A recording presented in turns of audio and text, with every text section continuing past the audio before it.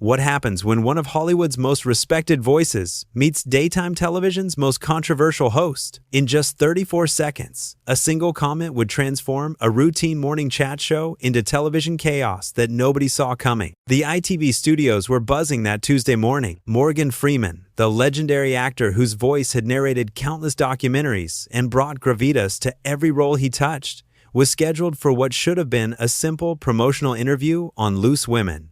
He was there to discuss his latest film project, expecting the usual light-hearted banter that morning television was known for. But Denise Welch had other plans. As Freeman settled into the purple chair, adjusting his navy blue jacket and offering his trademark warm smile to the audience, the atmosphere seemed perfectly normal. The other panelists, Nadia Sawalha, Linda Robson, and Kay Adams, were chatting amongst themselves, shuffling through their notes and preparing for what they assumed would be another pleasant celebrity interview. Denise Welch, positioned at the center of the panel as the lead host, had that familiar glint in her eye that regular viewers knew meant trouble. She leaned back in her chair, arms crossed, studying Freeman with an intensity that made the studio crew slightly uncomfortable. The interview began innocently enough. Freeman spoke eloquently about his craft, his passion for storytelling, and the dedication required to bring characters to life. His responses were thoughtful, measured, and delivered with that distinctive voice that had become synonymous with wisdom and authority. But Welch wasn't satisfied with the standard questions. "Morgan," she interrupted, cutting him off mid-sentence as he discussed his preparation process. "Let's talk about something real for once. All this acting nonsense, it's just pretend, isn't it? Anyone can memorize lines and stand in front of a camera." The studio fell silent. Freeman paused, clearly taken aback by the dismissive tone, but maintained his composure with the grace of someone who had dealt with difficult interviews before. "Well, Denise," he replied calmly, "I think there's much more to the craft than simply memorizing lines. It requires understanding human emotion, connecting with your fellow actors, and bringing truth to fictional circumstances." Welch rolled her eyes dramatically, a gesture that didn't go unnoticed by the studio audience or her fellow panelists, who were beginning to shift uncomfortably in their seats. "Truth to fictional circumstances?" Welch scoffed, her voice dripping with sarcasm. "Come on, Morgan. You're not saving lives or discovering cures for diseases. You're playing dress-up for millions of pounds, while real people struggle to pay their bills." Nadia Sawalha attempted to interject, sensing the conversation was heading in a dangerous direction. "Denise, perhaps we could talk about Morgan's charitable work instead." But Welch wasn't finished. She held up a hand to silence her colleague and leaned forward, her eyes fixed on Freeman with an almost predatory intensity. No, Nadia. I want to hear Morgan defend his profession. Tell us why we should care about another Hollywood millionaire's opinion on anything that matters in the real world." Freeman's expression began to change. The warm smile faded, replaced by something cooler, more calculating. His hands, which had been relaxed on his lap, slowly clenched into fists. The legendary composure that had carried him through decades of interviews was being tested in a way he'd never experienced. "Miss Welch," he said, his voice maintaining its measured tone despite the obvious tension, "I believe art serves a purpose in society. It helps us explore complex emotions, understand different perspectives, and find meaning in our shared human experience." "Shared human experience?" Welch laughed, a harsh sound that echoed through the studio. "The only thing you share with regular people is breathing the same air, and even that's probably filtered through your mansion's expensive ventilation system." Linda Robson and Kay Adams exchanged worried glances. This was beyond the usual provocative questioning that Loose Women was known for.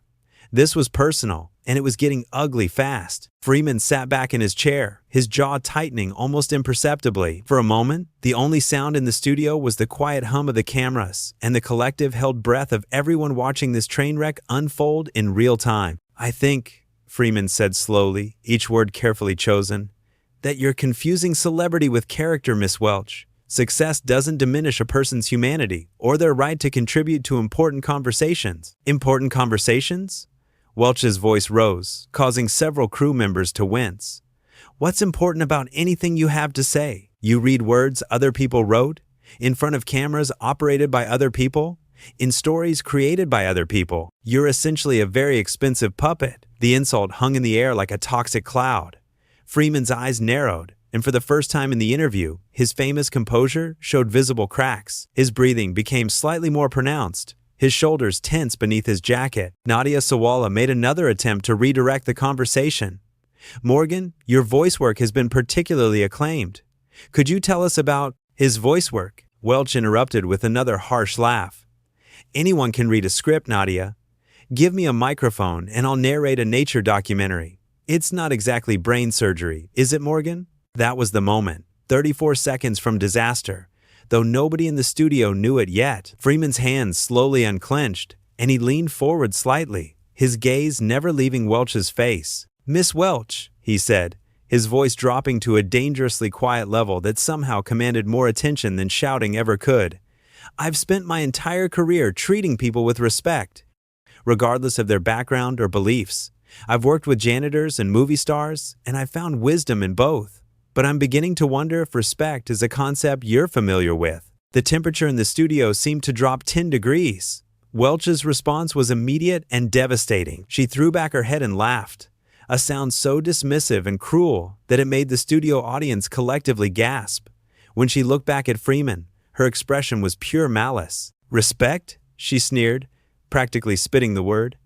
"You want to lecture me about respect? You sit there in your expensive suit, probably worth more than most people make in a year, and you want to talk about respect?" Freeman's jaw clenched visibly. The careful control he'd maintained throughout his career was beginning to fracture under Welch's relentless assault. "I earned everything I have through decades of hard work," he replied, his voice still measured but with an edge that hadn't been there before. "I started with nothing, just like everyone else." "Started with nothing?" Welch's voice rose to a near shriek.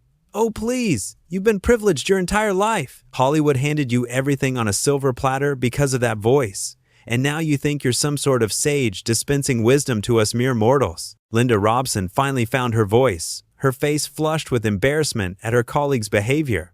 "Denise, this is completely inappropriate. Morgan is our guest, and we should be treating him with." "Don't you dare tell me how to do my job, Linda," Welch snapped, whipping around to face her fellow panelist with fury blazing in her eyes. "I've been on this show longer than any of you, and I'll ask whatever questions I want to ask." Kay Adams tried a different approach, her voice gentle but firm. "Perhaps we could discuss Morgan's upcoming projects instead. I'm sure our viewers would love to hear about." "Our viewers," Welch interrupted, her attention swinging back to Freeman like a predator focusing on wounded prey, "are intelligent enough to see through this Hollywood nonsense. They don't need another overpaid actor telling them how to think or feel." Freeman's hands gripped the arms of his chair so tightly that his knuckles began to turn white.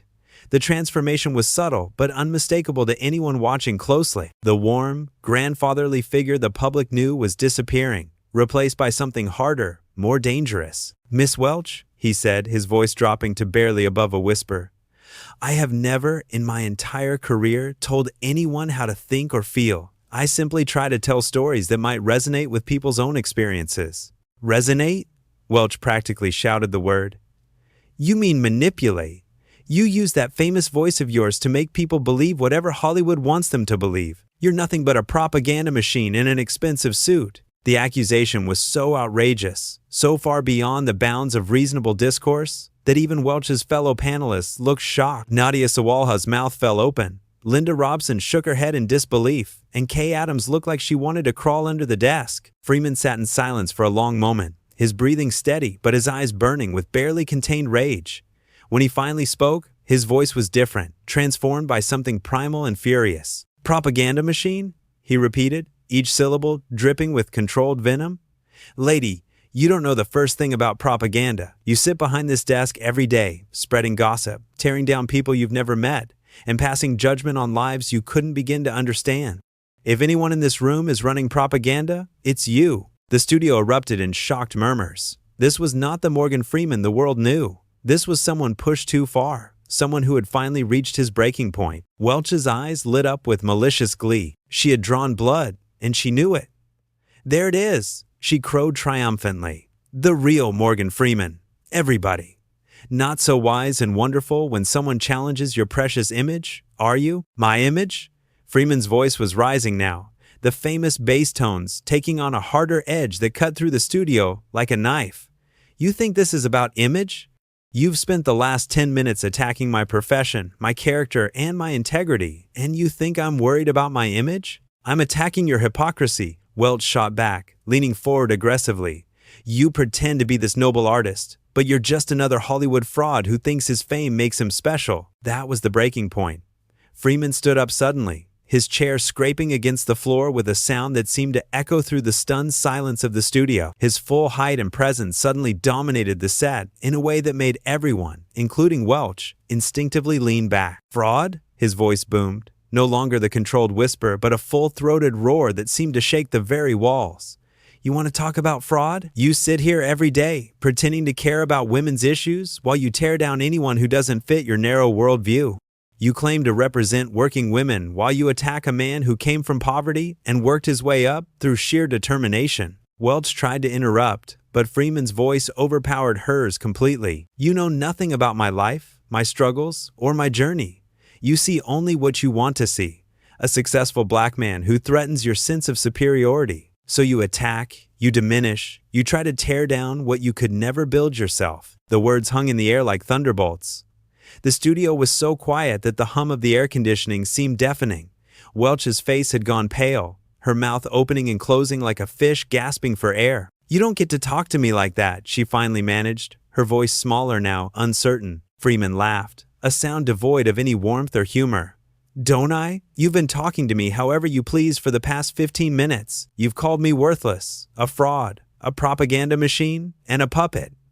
But the moment I defend myself, suddenly I'm out of line?" Nadia Sawalha tried desperately to regain control of the situation.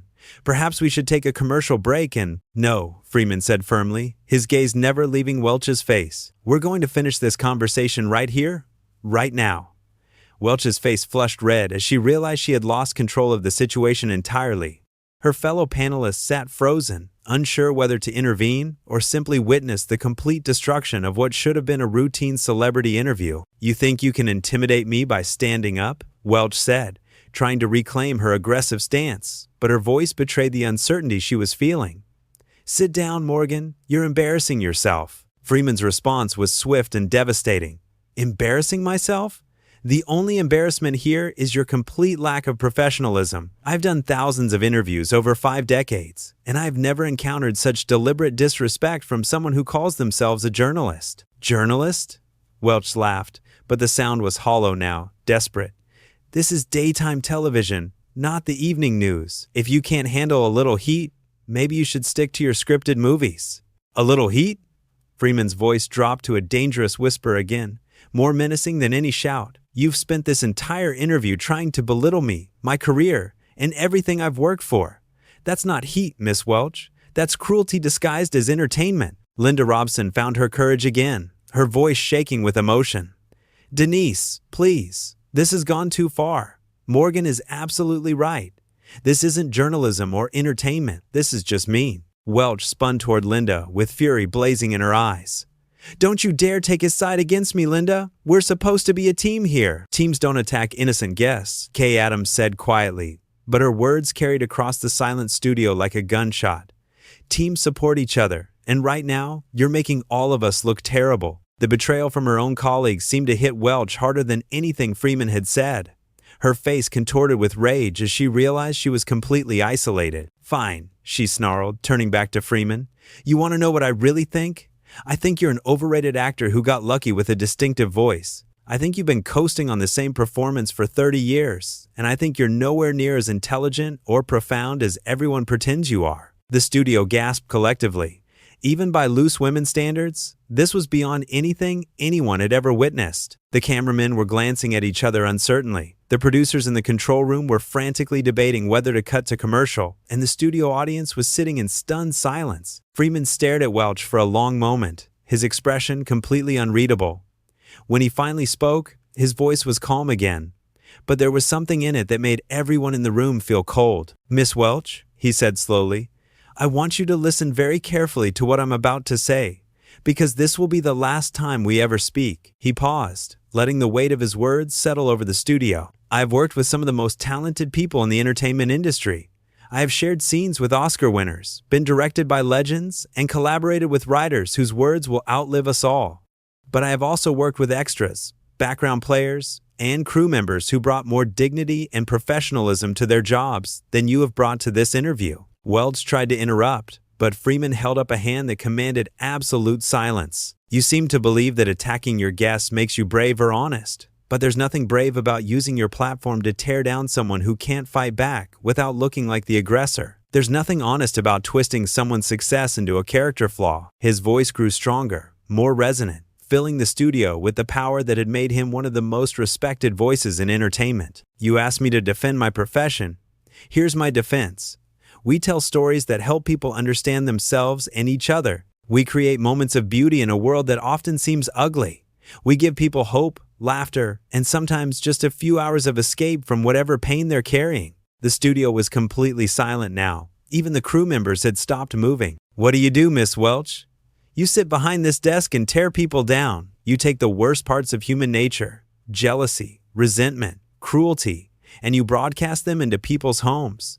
You call it entertainment, but it's just poison. Welch's face had gone completely white. Her mouth opened and closed several times, but no sound came out. Freeman stepped closer to the desk, his presence somehow filling the entire studio. I came here today to talk about a film I believe in, a story I thought was worth telling.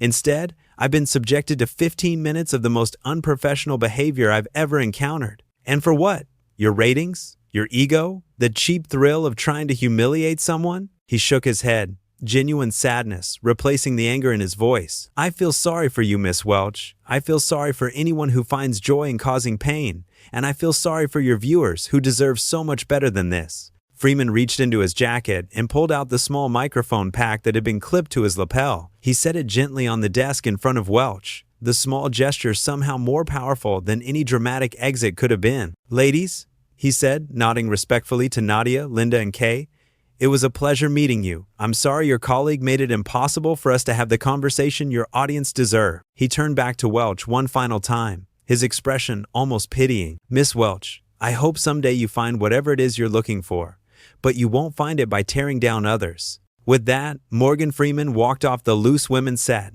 with his dignity intact, leaving behind a studio full of stunned silence and one host whose career would never recover from 34 seconds of pure, unfiltered cruelty that revealed exactly who she really was.